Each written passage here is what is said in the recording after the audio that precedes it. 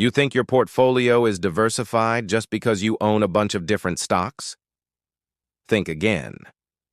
What if I told you that your safe and diversified portfolio might actually be a ticking time bomb, hiding risks that could wipe out a huge chunk of your wealth?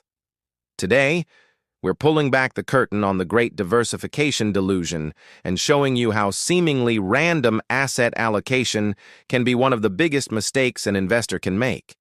We're going to uncover the hidden dangers and, more importantly, give you the tools to build a truly resilient portfolio.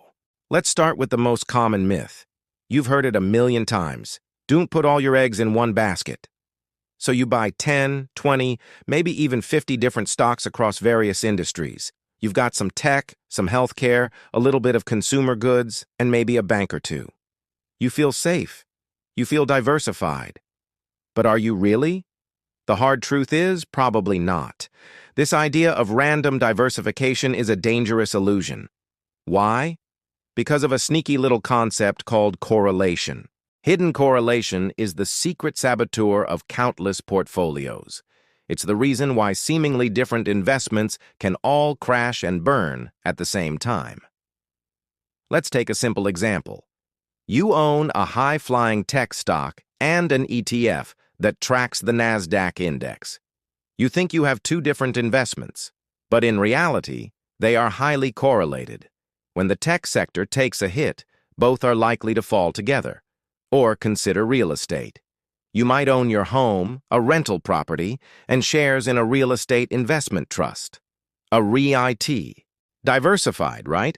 But if interest rates spike or a housing market correction hits, all three of those assets could lose value simultaneously. They are all tied to the same underlying economic driver. This is the diversification delusion. You think you're spreading risk, but you're actually just concentrating it in a different, less obvious way. If you need proof, just look at recent history.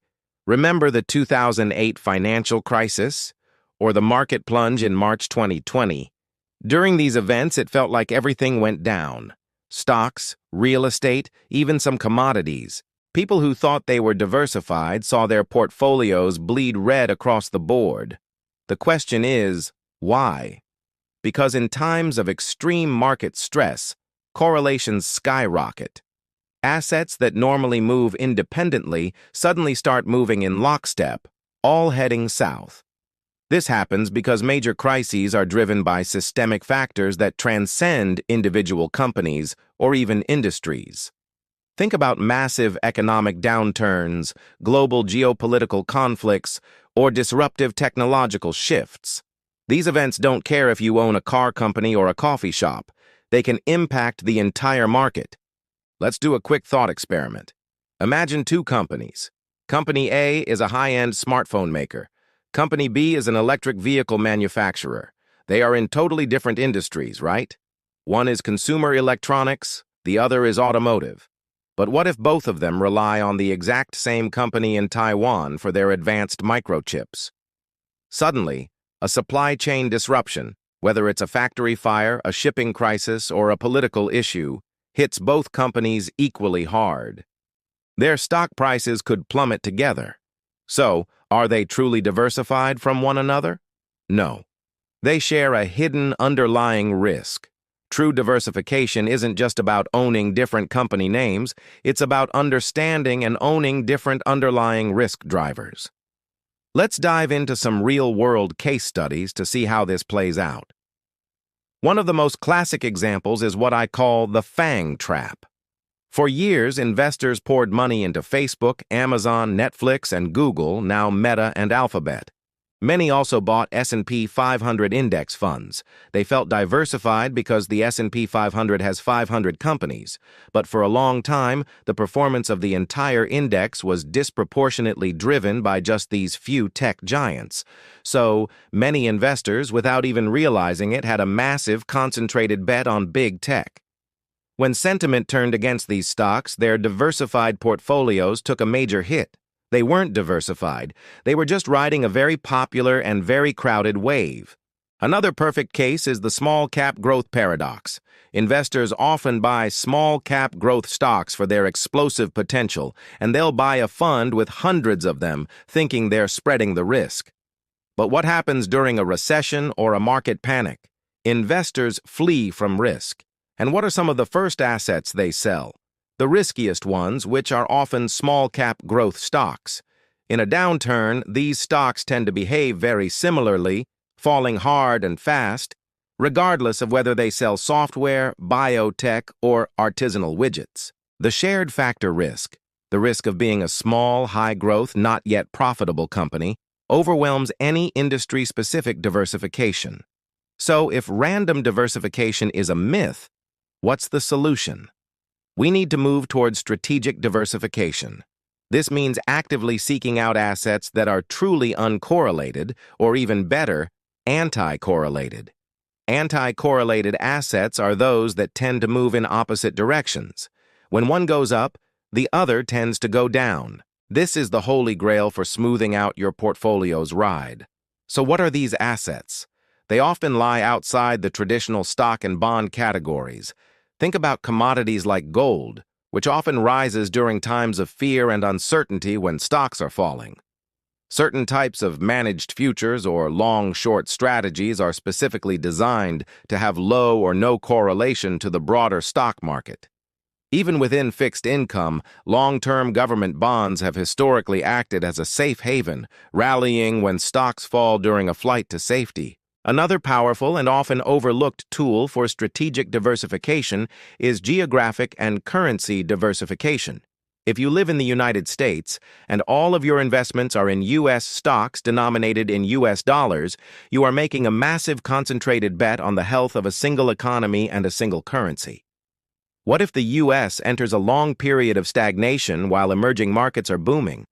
Or what if the dollar weakens significantly? By investing in international stocks, in Europe, in Asia, in emerging markets, you're not just buying different companies, you're buying into different economic cycles, different interest rate policies, and different currencies.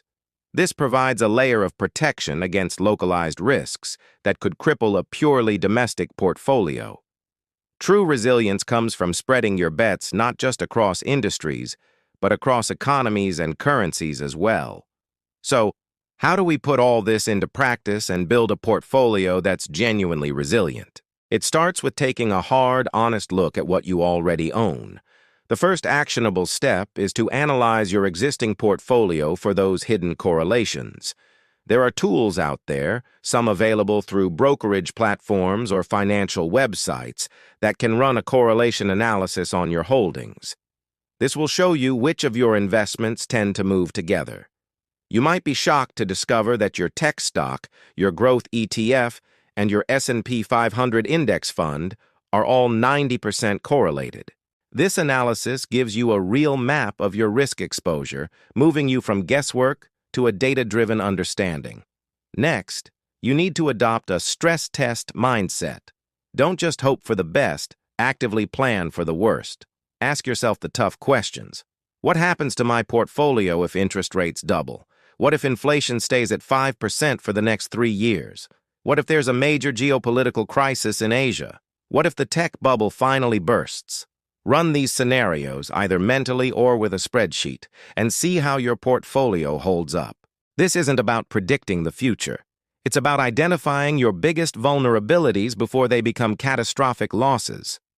Once you know where the weak points are, you can start strategically adding those truly uncorrelated assets we talked about to shore up your defenses. Finally, and this is crucial, understand that diversification is not a one-time fix. It's not something you set up once and then forget about for 30 years. The market is a living, breathing thing. Correlations change. What was uncorrelated last year might be highly correlated next year. A safe haven asset in one crisis might not be in the next. Building a resilient portfolio is an ongoing, dynamic process of monitoring, reevaluating, and adjusting. You have to stay engaged and adapt your strategy as the world and the markets evolve. Don't fall for the illusion of random diversification. Be strategic, be proactive, and build a portfolio that's designed not just to grow, but to endure. Thanks for watching, and if you found this valuable, make sure to like, subscribe, and hit that notification bell for more insights to protect and grow your wealth.